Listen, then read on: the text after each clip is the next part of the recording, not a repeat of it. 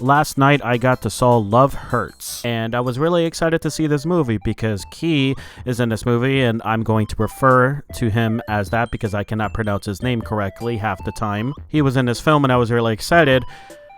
Though unfortunately, this movie did not turn out the way I was expecting. It was kind of mid, unfortunately. Now, there are some good things about this film and some bad things. That's pretty much how I felt about this film. This was directed by Jonathan Asubio, I believe it's pronounced, who apparently isn't really like a big director. He was mainly just an action choreographer. So I'll talk about that more, but this was also produced by 87 North Productions, which, funny enough, recently it was my birthday and I just saw The Fall Guy with Ryan Gosling, and that movie I thought was kind of like a okay film, kind of like 6 out of 10 if that's how I kind of feel about it. But they also made that movie and they made this movie. Yeah, I was expecting it to be, you know, fun and enjoyable. The trailers looked really funny. I thought there was going to be some really good action. But let's talk about it. First off, the acting was a very big mixed bag. I thought Key did an absolutely amazing job, and Ariana DeBose, I saw her in Craven. I didn't like her performance there, and my God, was she awful in this film. I don't know what it is about this actress. It's almost as if every time she is in a film, she does not give a single fuck about her performance. Like, it's almost as if the director doesn't even give a fuck too, because it's like, how did you watch her performance and see this and like, yep, that was good for the big film, we don't need to do any reshoots. Just so many times where this person, who is a main character essentially, so many times where she just looked bored, uninterested, and lazy the entire time. There's times where she seemed like she was trying to tell a joke, but she did it so awkwardly and so cringe, like almost as if like she's never been an actor and she's like very uncomfortable. Like, I don't even know how to explain it. It's like she's uncomfortable and lazy and like doesn't give a fuck. That's how I describe this actress. Yeah, I'm really not liking her performances so far, and I don't know how she keeps getting these gigs. She was the main voice actor in Disney's Wish, which I don't know. That movie was just very mid as well. I didn't really think her performance stood out as well.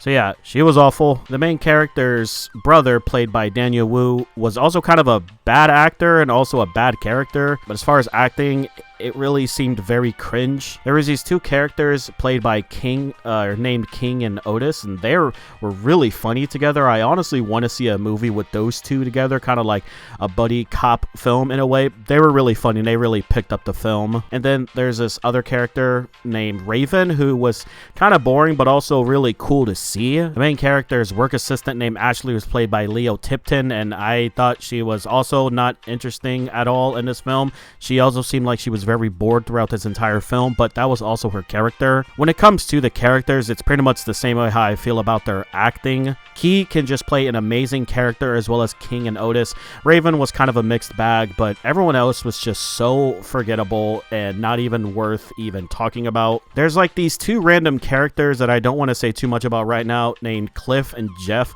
who are just in this film and nothing really happens to them. It's kind of like a real big waste of time. There's also moments with these characters where the film is trying to get us to care about them, but it doesn't really fucking matter because again, it's just a waste of time. I'll explain later. The main villain I want to loop back to was just very bad because we don't know jack shit about him. The movie has these like clues and like things that we can pick up on, but it doesn't really help anything.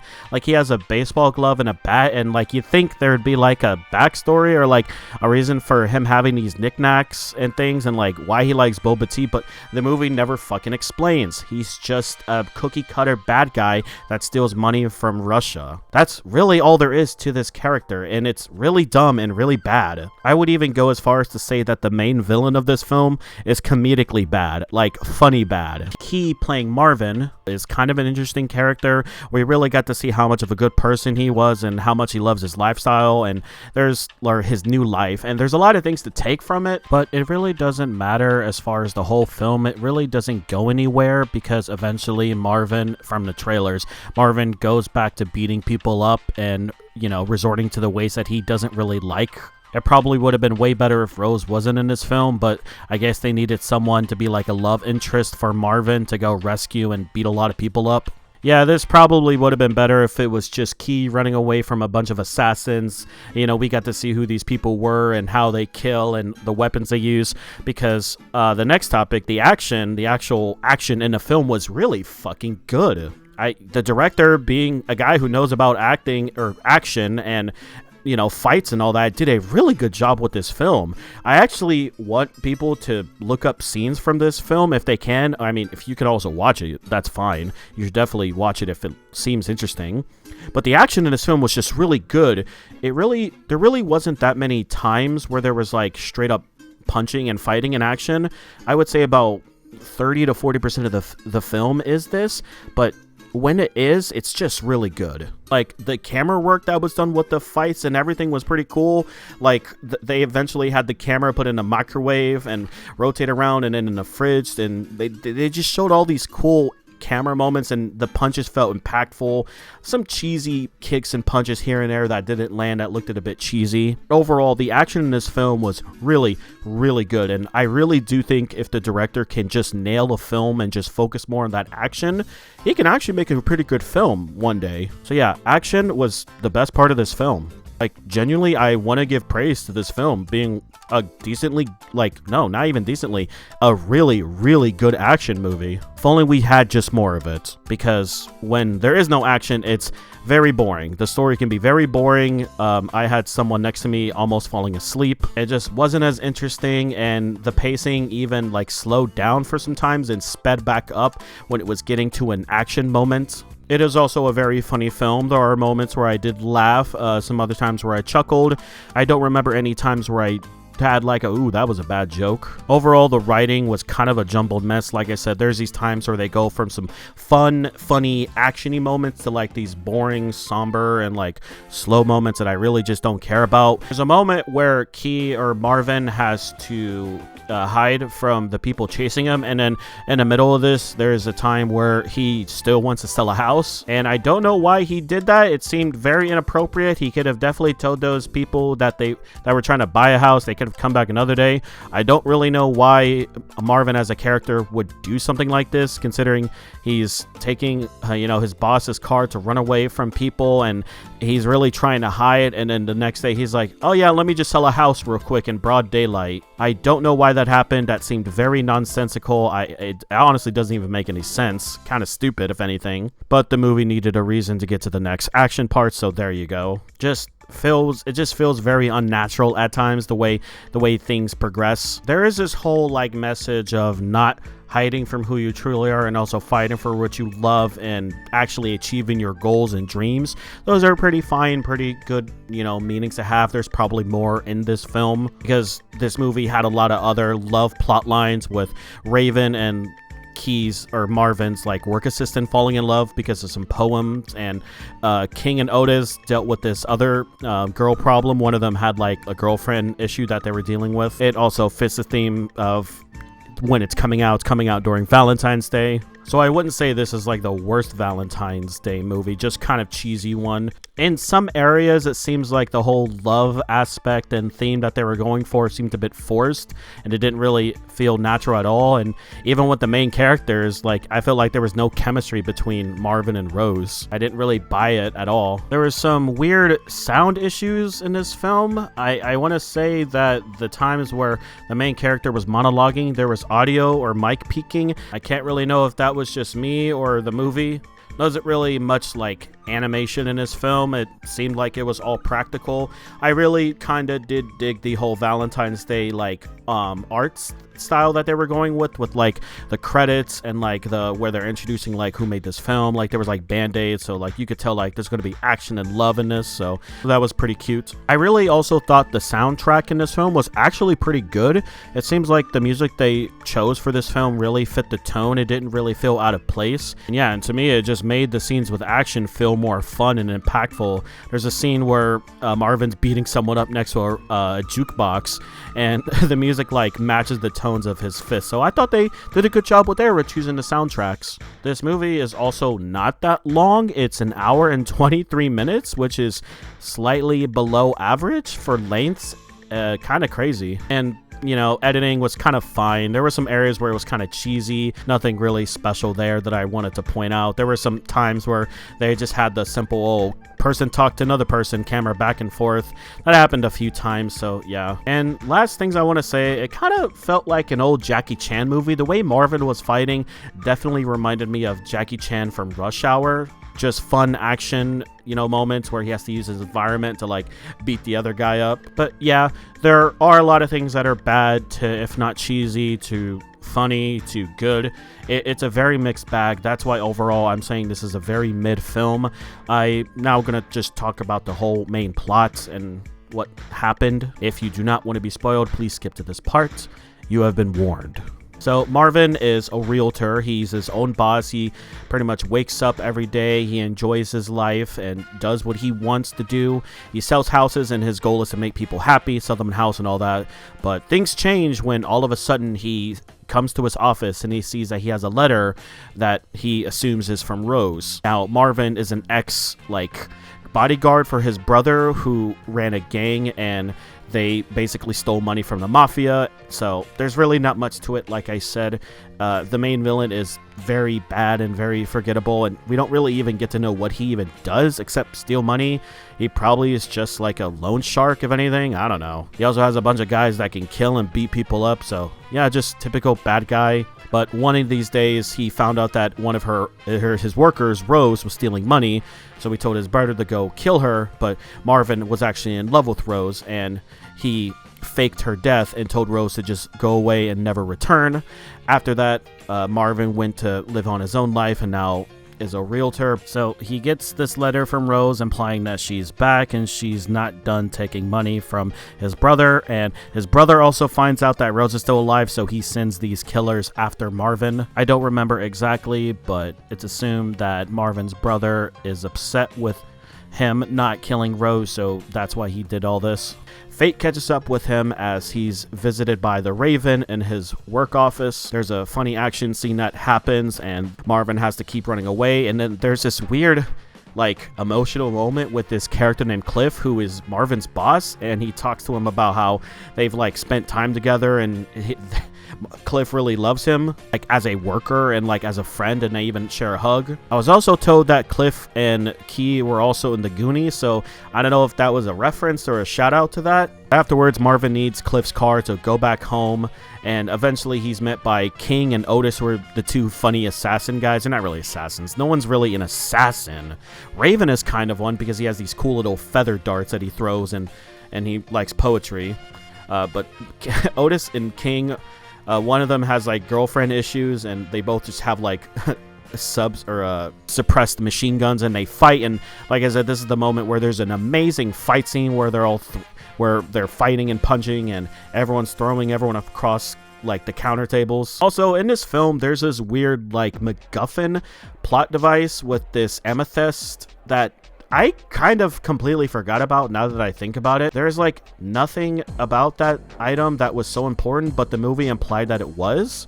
Kind of weird, if anything. But Marvin escapes King and Otis, and he runs away, and then he meets back up with Rose, and Rose talks to him about how he needs to stop hiding, and he needs to be the person that he truly is, this monster bodyguard who can beat the people the fuck up and everything. While this is happening, Rose and Marvin escape to another house that he's trying to sell, and it's there that Rose tells him that he has this guy named Kippy who will come in later, but he's this guy who's gonna help them, escape and everything. I now that I think about it, I kind of forgot what happens, why Kippy is important. I guess it was for blackmail because Rose stole more money.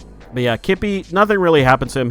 It's pretty funny what happens to him because he gets beat up a lot and he tries to run away, and he's tied down to this chair. There's even a moment where Marvin threatens to kill him if he tries to run away and snitch, and also he proposes a deal that they both work together to turn in Rose, but that doesn't happen. So when the people who are trying to buy that house come, this is when Marvin needs to just stop what he's doing and just go back to selling the house. So that happens, and then Raven comes back after being knocked out. He fell in love with Marvin's assistant.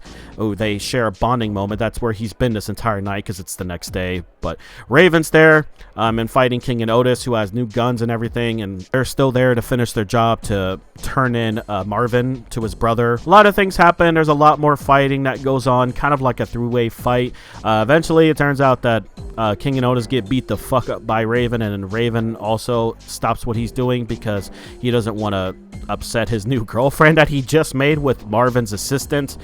This is when Marvin's like, fuck this, I'm gonna go beat up my brother. And honestly, I'm probably skipping over so much, but that one guy, Kippy, runs away. It doesn't even matter what happens to him. I kind of forgot why he was in this film at all. So Marvin's like, oh, fuck this, I'm gonna take this to the big man, because Rose ran away also. She wanted to go back to stealing the money like she planned, but she gets caught. I guess her first plan was to kidnap Kippy and get more money, but that didn't work. But she gets caught, and Marvin has to come and rescue her, and he has to unleash the beast and beat people up and fucking kills a few of them. And then there's these moments where it seems like, oh, it's an emotional battle because it's brother versus brother, but there's no tension, there's no like raised stakes. Like, yeah, the main character won the big fight with his brother, but we also don't know anything about his brother. We know he likes boba tea and everything, but that's really it.